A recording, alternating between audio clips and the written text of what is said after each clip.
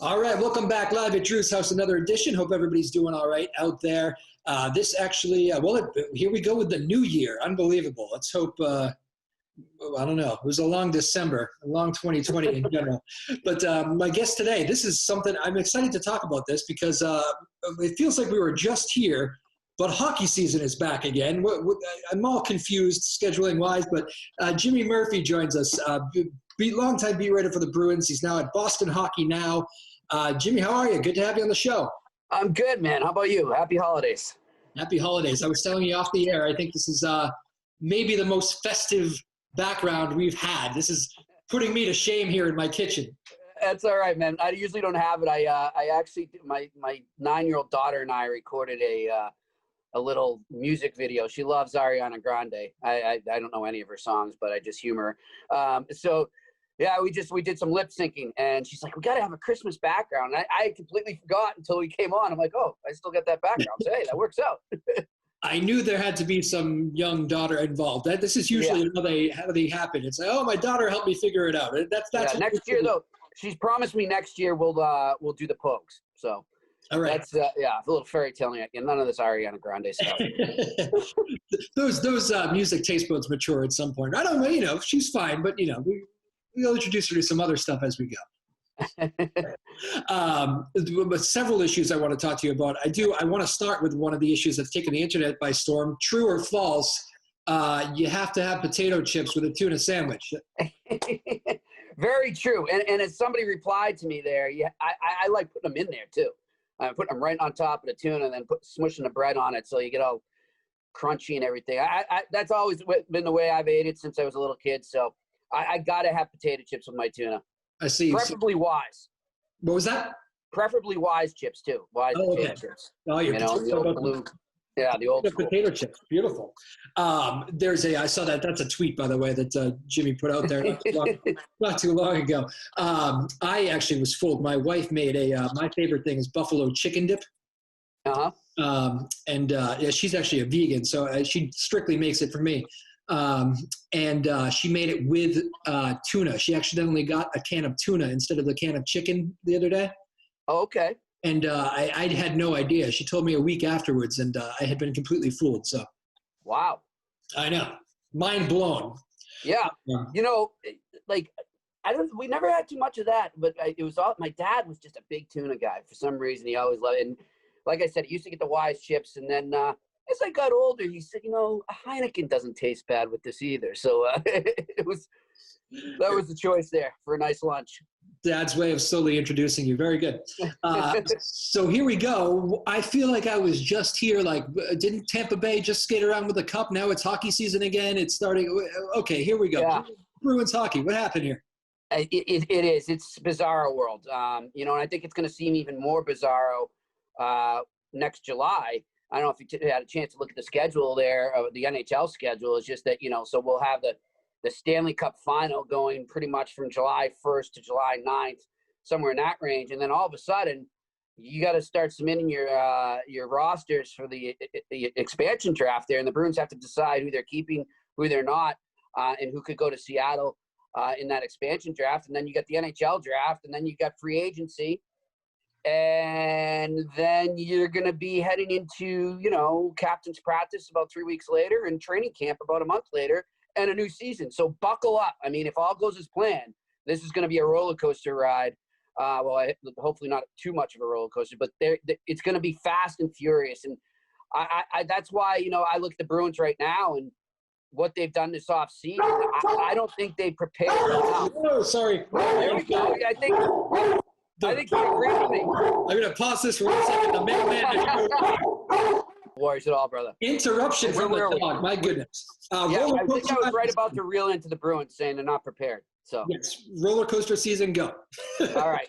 So yeah, given this roller coaster season that I expect and how fast and furious it will be, I just don't see this Bruins lineup as currently constituted as a playoff contender. To be honest, I mean, I think it all hinges on Tuukka Rask, and while I'm not trying to say that Tuukka can't carry him, and he was amazing during the regular season last year, I think there's a lot of question marks now, and I'm not going to get into what happened in the bubble and him leaving and all that. I think people who follow me know exactly where I stand on that. But I still can't deny the fact that you have to wonder where his head's at after everything he's been through and after the constant hints he gives to retiring after his contract ends after this.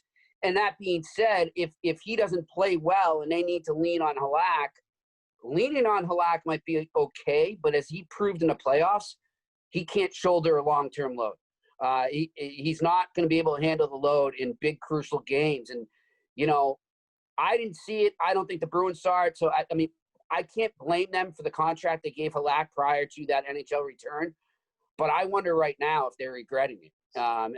It's a perfect deal against the cap, but, man, his left glove hand couldn't stop air in the playoffs. I mean, he was brutal, and I'm worried what happens if something goes down with Rask, because I think that is the most crucial position in a shortened season like this. You can't afford a couple 3 bad starts in a row from your goalie, so it's going to be very interesting to see how they handle that.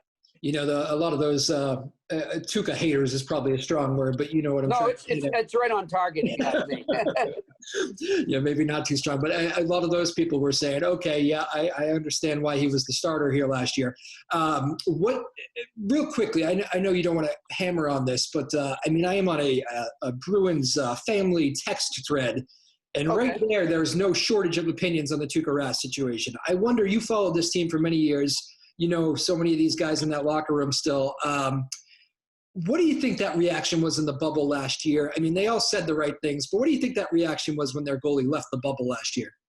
I think the reaction at first was, well, first of all, stunned, for sure, you know, because it did just suddenly come out there on the day of Game 3 against Carolina in the morning as you're preparing for a matinee. It's not like they're just showing up for a game day skate and then they had a few hours to kind of let it sink in that their goalie's gone.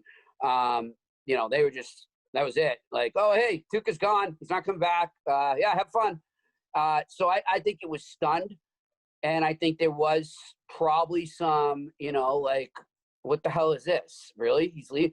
But I think as they started to find out what exactly was going on with his daughter, and you know, I guess we're going to get into it. Those people who are sitting there saying, you know, like, oh, she just had a cold and he was out golfing the next day. I'm like, first of all, I haven't seen one picture of him out golfing the next day. I haven't seen any proof of anywhere online of that actually happening. I've heard a lot of stories. I've heard stories from people I trust that it was true, but I haven't seen anything really to prove it.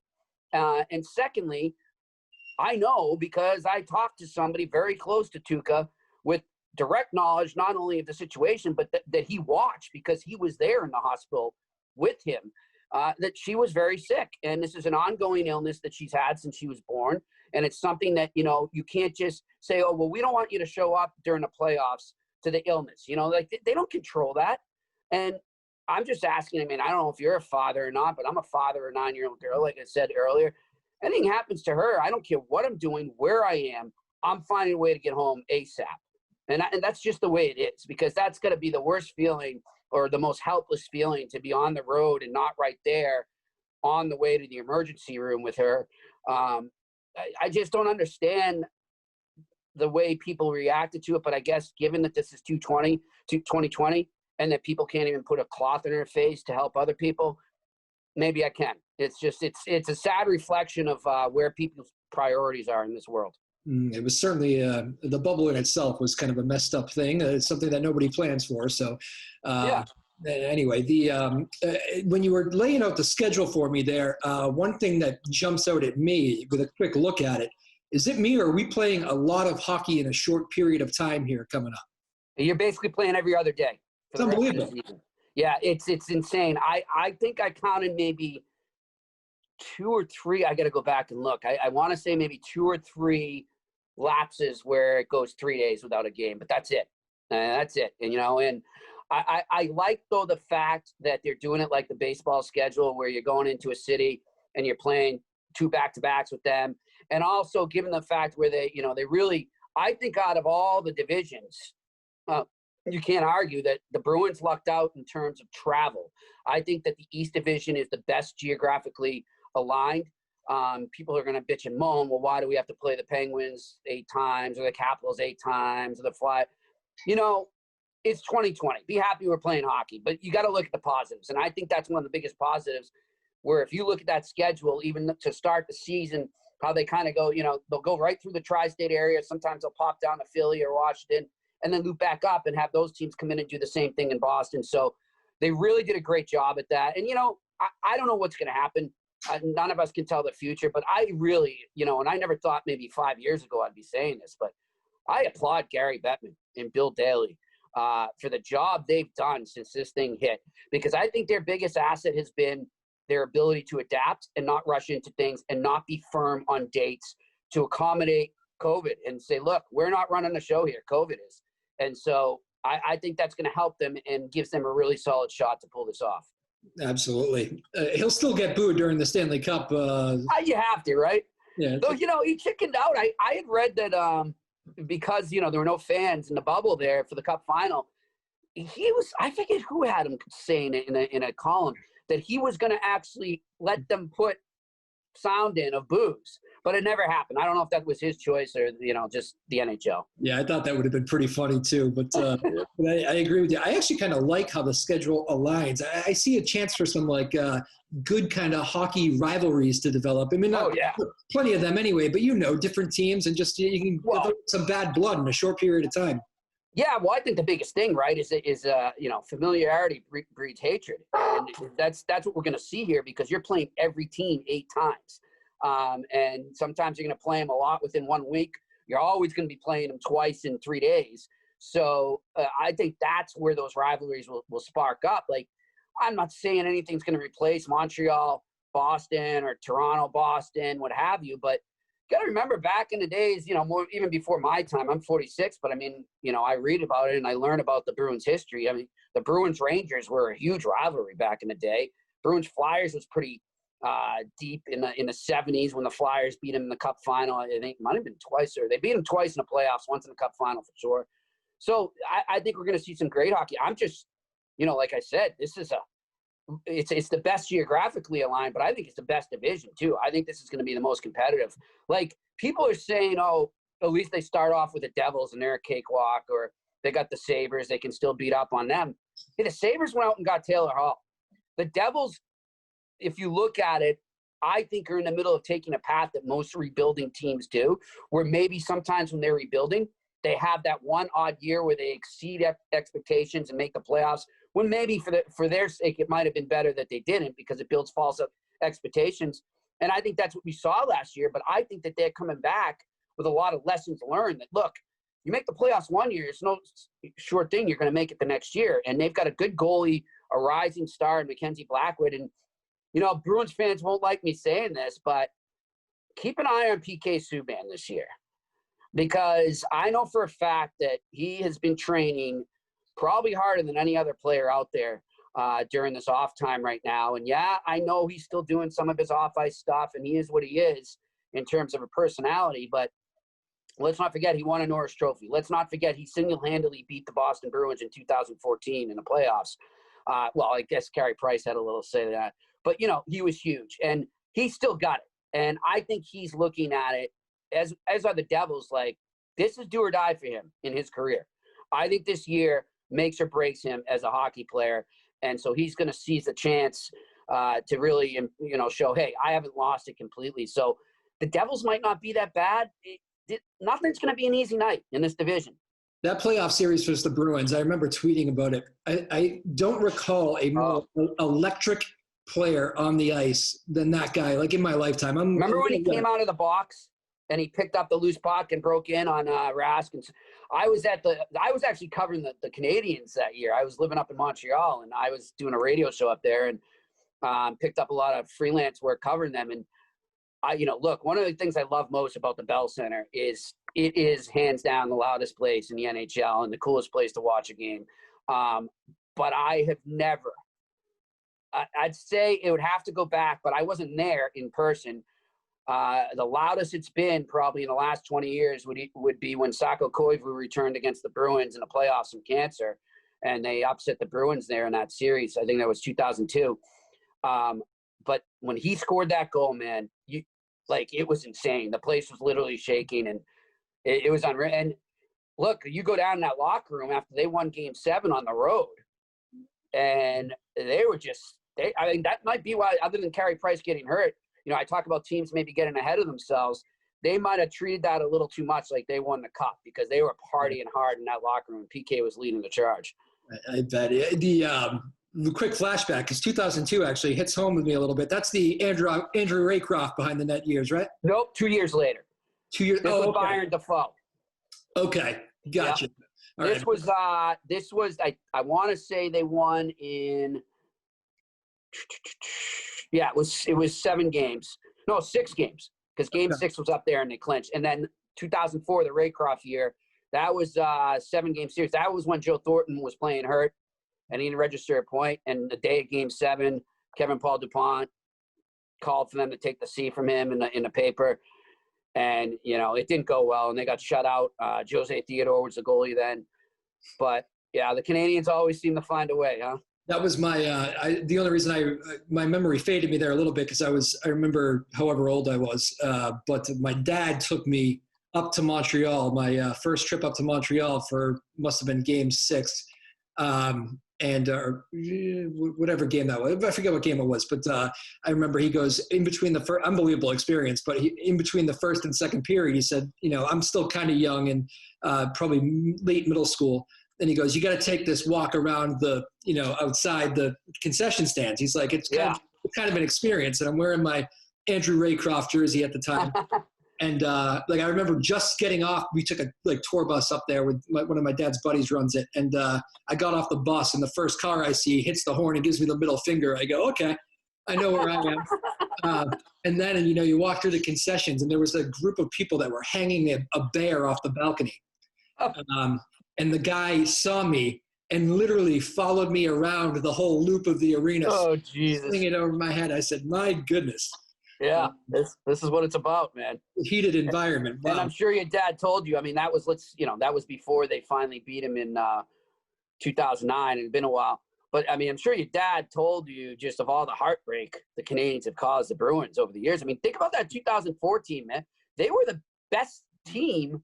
I want to say they won the President. No, they were second best in the league. Best in the East, top seed in the East. They had a 3-1 lead in that series. Glenn Murray scored that big goal when Kovalev fell down like he got shot by a sniper in the stands and tried to get the call, and Muzz went in and scored. And right then I'm like, wow, this team's going to the cup. Like I remember covering that team, like this team's stacked. And then all of a sudden they're out. That was it.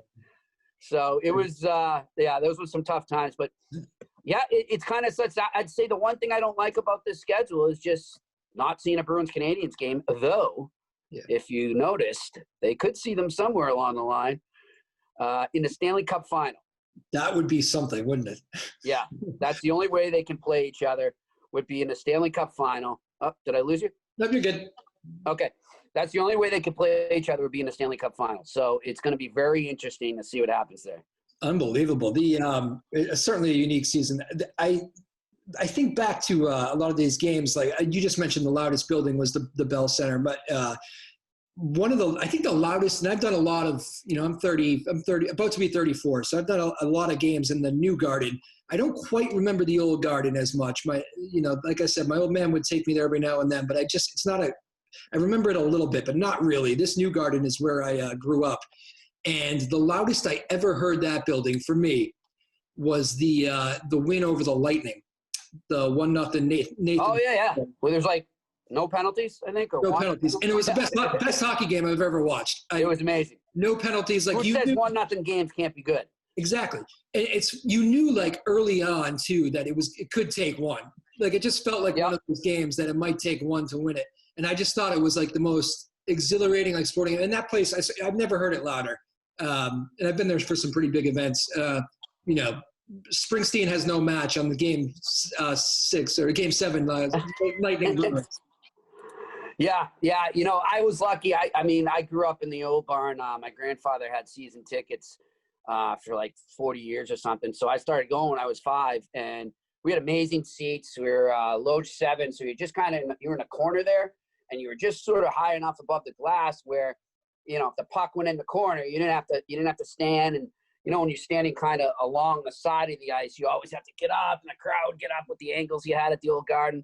We were lucky. We didn't have to do that, and it was perfect. And it was just it was nothing like that place in terms of environment. You know, it was something else. I never made it to the Forum. That would have been fun. But I'll tell you, in my fan days growing up, going to the games, and it was a Bruins Montreal game, the loudest I ever heard it was when Peter Doris broke in and hit an empty net to make it 2-0 in Game 4 of the 1992 Adams Division Final.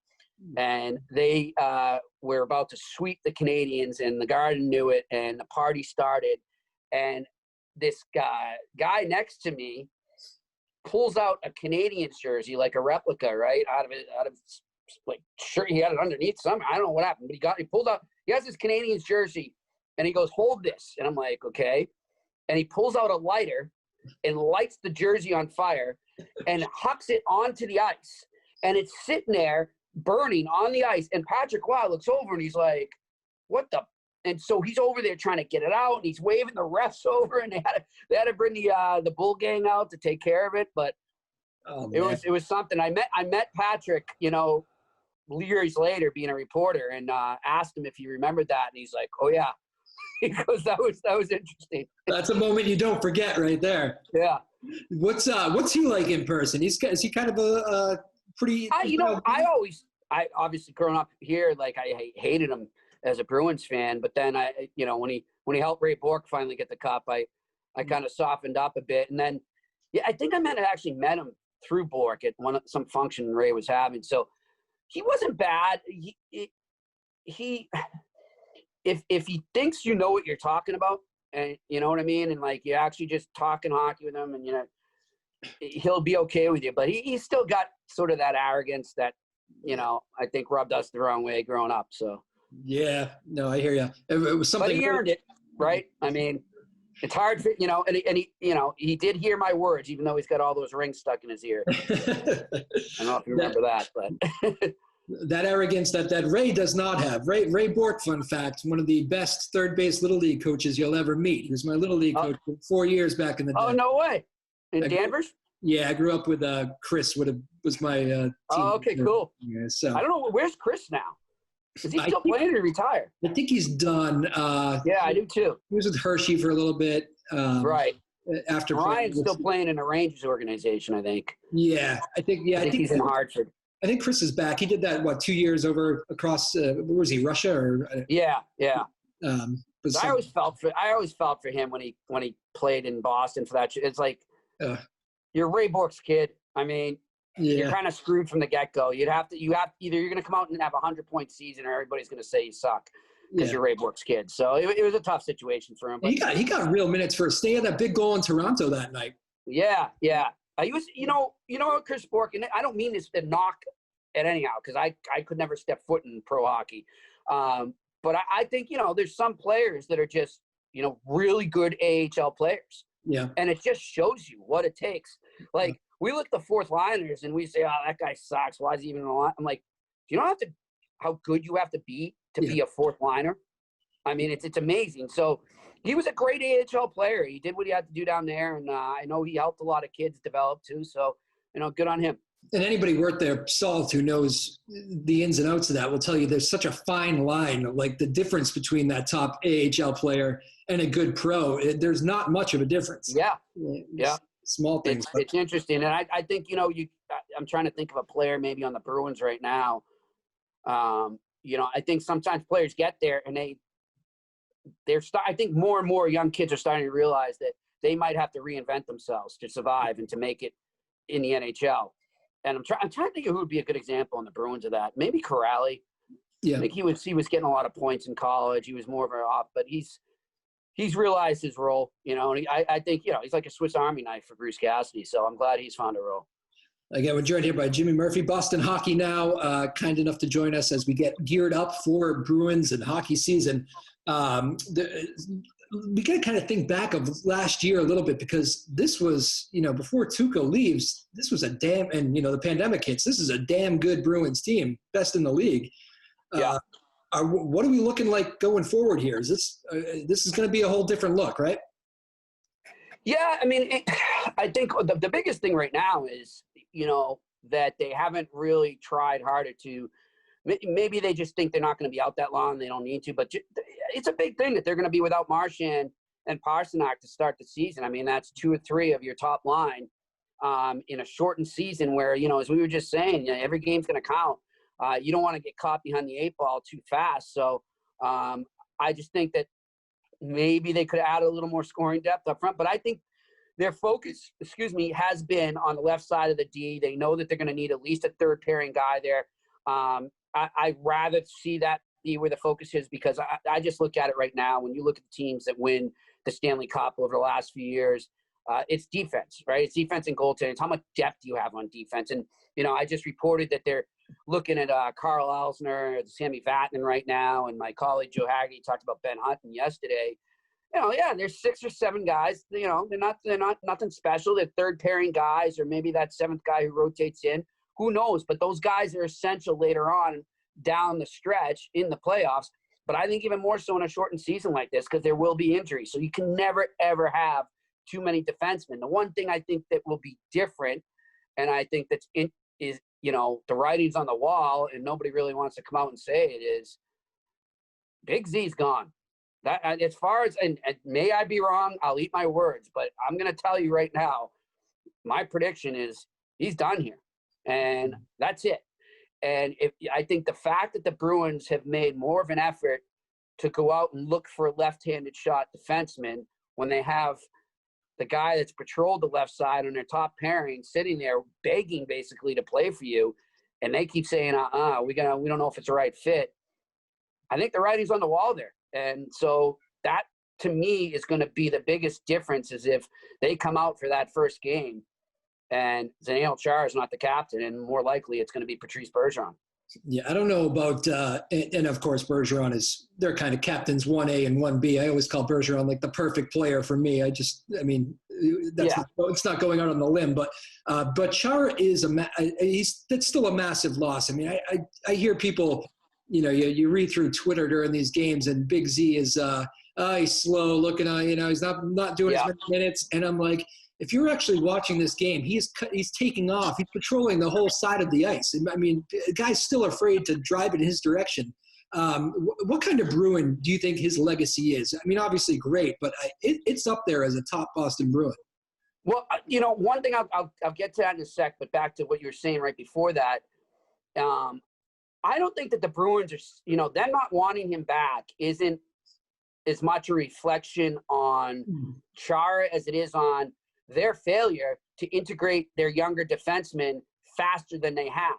And I think that, unfortunately for Chara, and then also the pandemic hitting and just a perfect storm, they're kind of at this point where, like, guys like Zaboro and Lauzon, are these guys legit or not? And we have to find out now. And, or even back in Einen, like, we have to figure out, are we finally moving into the next wave, into the future? And, Chara's old, and I think he can still contribute. He was a plus 26 for crying out loud. That's pretty good for a 43-year-old. And obviously, he's one of the best penalty killers out there. And when nobody's questioning his leadership.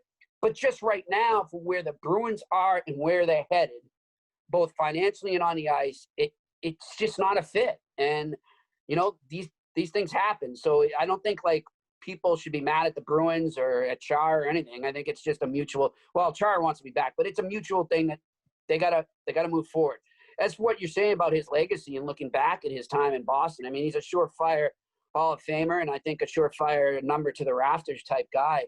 I think that, we're not talking about them being in Stanley Cup contention for so many years over the last 15 years that he's been here without him. It was him. You remember, you go back to that day in July 1st, 2006, when, yes, Peter Chiarelli, okay, for all you Chiarelli haters out there, get a clue, signed Zdeno Chara and Mark Savard. All right, Jeff Gorton, God bless him, he's done a great job with the Rangers, but Jeff Gorton, he's the guy who officially signed him, but Chiarelli got them there. He recruited them. I mean, let's face it, Chiarelli was there in Ottawa with Chara. They were tight. It is what it is. At first, I didn't know what to think of him. He kind of seemed more on his own island. But then as I covered him more and I realized how much of a team guy he was and just his desire to win and his strive for excellence, it's just unreal. And, I've been lucky enough to cover a guy like that, and I respect everything he's done. I was lucky enough actually to know him when I broke out of college into the business. I took an internship with the Islanders when he was there. And so I kind of seen him come a long way from those days. So good for him. I get where he's coming from. He's a competitor, and I think he's going to keep playing even if the Bruins don't bring him back. I just don't want it to get to the point where it's like, oh, you should have hung him up a couple of years earlier. I don't want it to be like that, because I like to see guys go out on top, and he's still on top in my eyes. He's still, like you mentioned off the get-go, he's a valuable piece to any team. And I always say that's one of as many things that were brutal about that loss to the Blues, that the idea that just would have been such a sweet thing for him with that broken jaw. And I mean, Boston people love that kind of stuff, playing through pain, and coming out on time. That was kind of almost lost in that. Not lost in it. I think that will always be a big thumbs up on his resume. Playing for sure. But God, that it feels like the year that got away. Got beat fair and square, but feels like a year that got away in many ways, that Blues series. Let me throw a couple names at you, real quick reactions, because I think a lot of the hockey guys, sometimes the personalities get lost. So I'm curious for, and you can pass on some of them if you have no real interaction. But first thing that comes to mind when I say these guys, we just did Chara, let's do Bergeron. It's just first thing that comes to mind? Yeah. Okay, Chara and Bergeron, leadership. Yeah. Expand on Bergeron. Give me a little more. I'll expand. I was just literally going to say, and furthermore on Bergeron, I would say class. The one thing I noticed about him when he got to Boston, and that was that year, actually. That was his rookie year. Remember we were talking about the 04 where you were with your dad in Montreal? That was his rookie season. He came in, he could hardly speak French, 18-year-old, and Marty Lapointe. Yeah. Marty Lapointe would be translating for him, took him under his wing, and they lived together. And, I just remember covering him, and I think that's probably covering the Bruins. That's been maybe my favorite thing to do, is just watch the man he became, because he truly is a wonderful human being.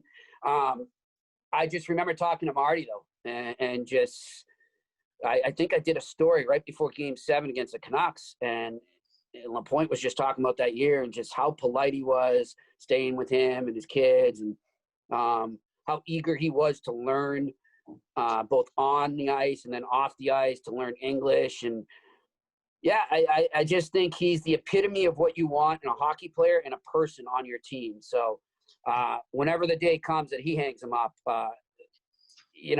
that's going to be a tough day for the Bruins. Like Marty Lapointe embraced this city and became a big part of it community-wise and all that stuff. So yeah, it was great. And Lapointe deserves, I kind of like, that was I remember that was a good story there. Remember when Lapointe came here, he got signed at an absurd contract. And the only reason they gave him all that money in that term was Harry Sinden and Jeremy Jacobs wanted to get back at Mike Ilitch for something that Ilitch said to Jacobs in a board of governors meeting. And at the time, the Red Wings, there was no salary cap. So the Red Wings were always spending big money and throwing money at guys.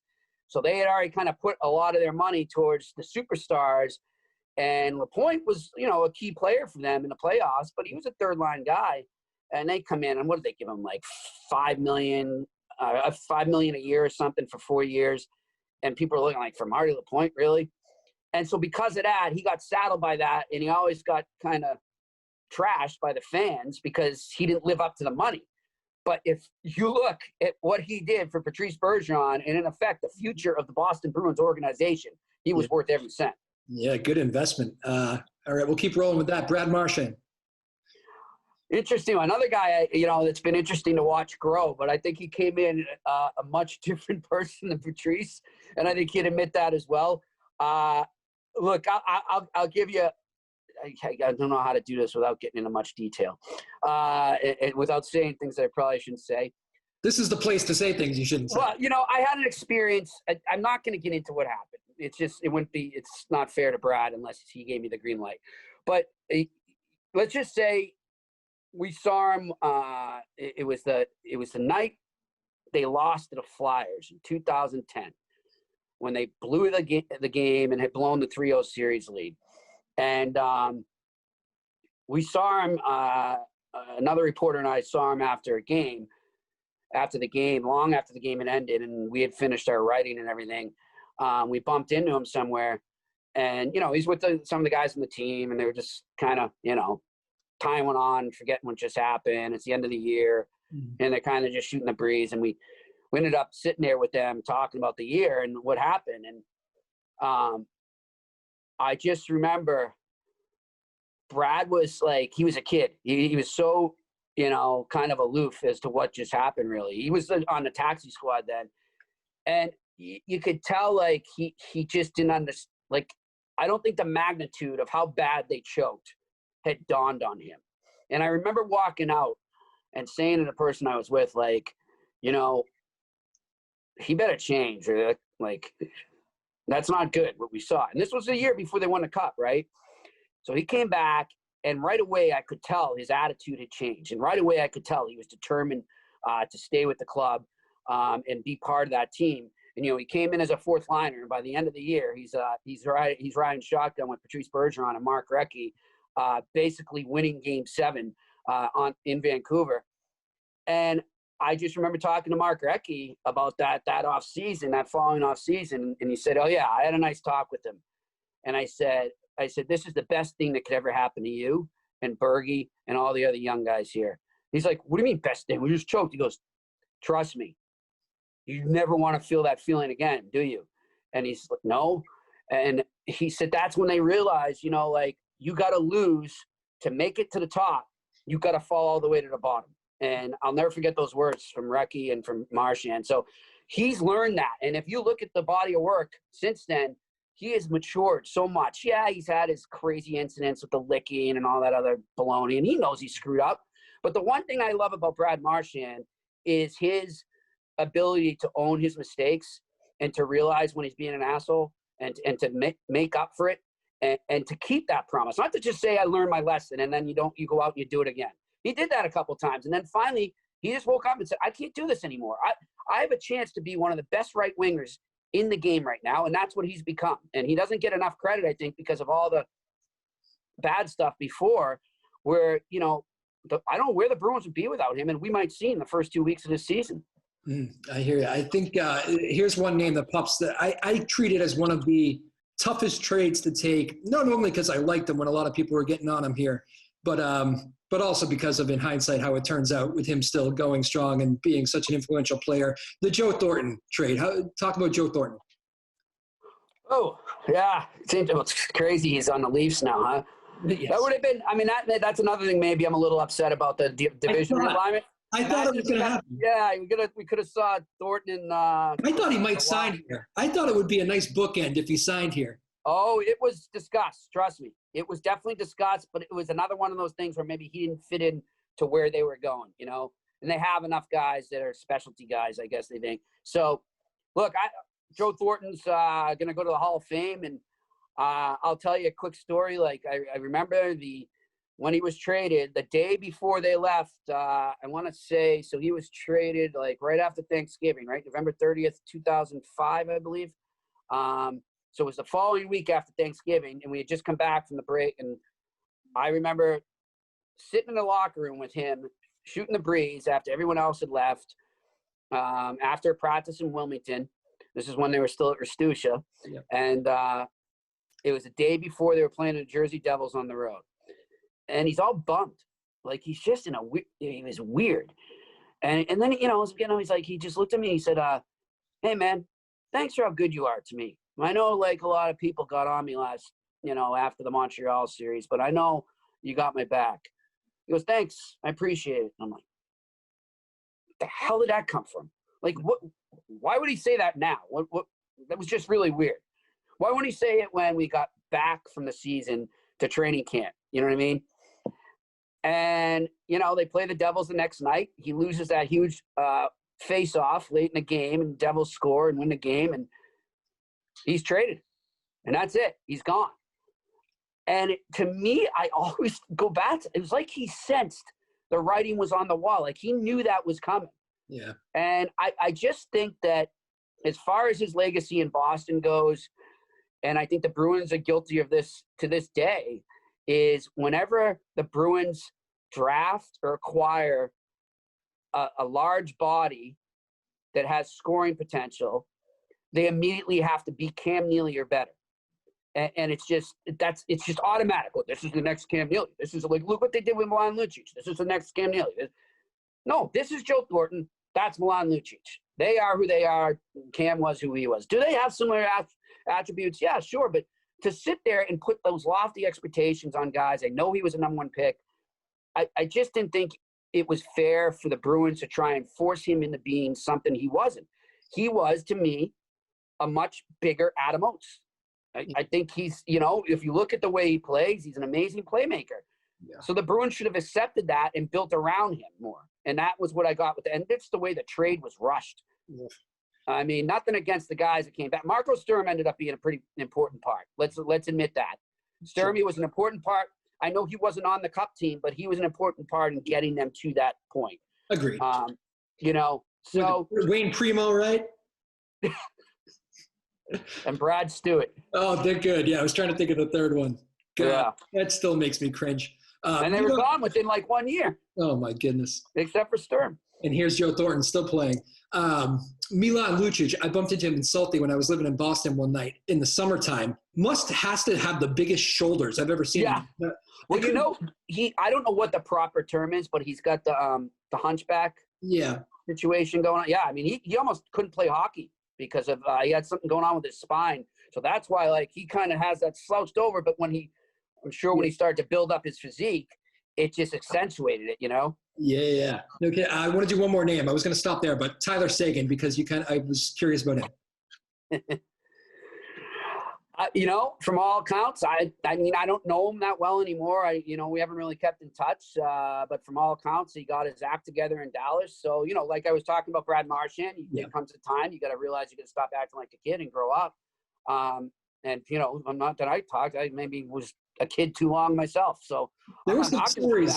There were some stories out there about him. There's some stories out there, and a lot of them.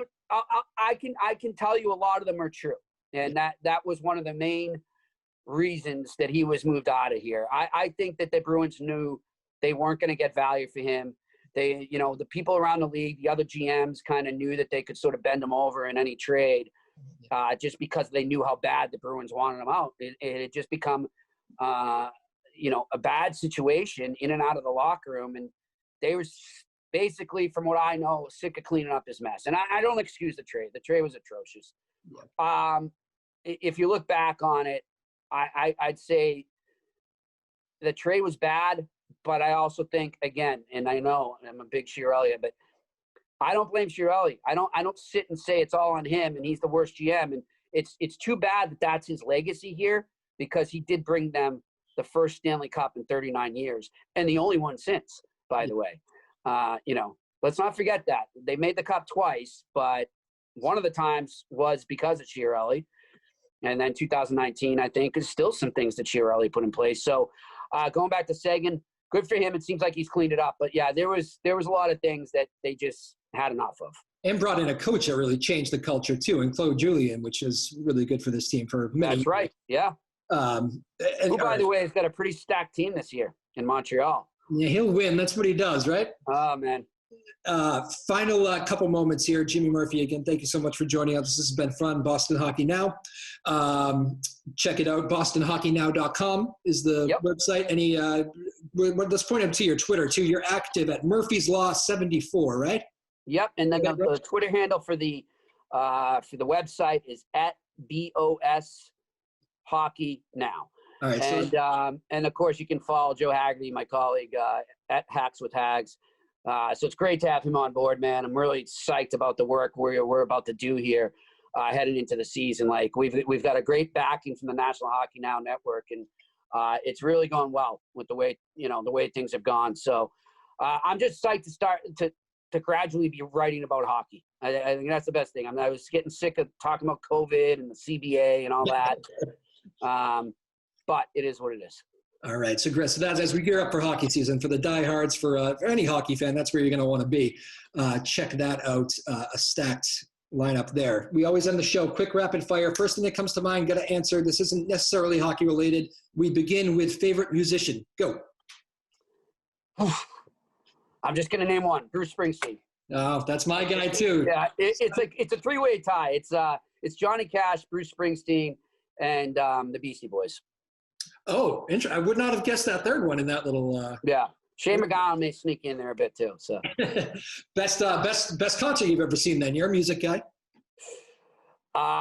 It's not Bruce Springsteen. I mean, he was amazing. Don't get me wrong, but the best concert I've ever seen would probably be only the third one I ever went to. I keep losing you there. You all right? Yeah, we're good. Yep. Okay.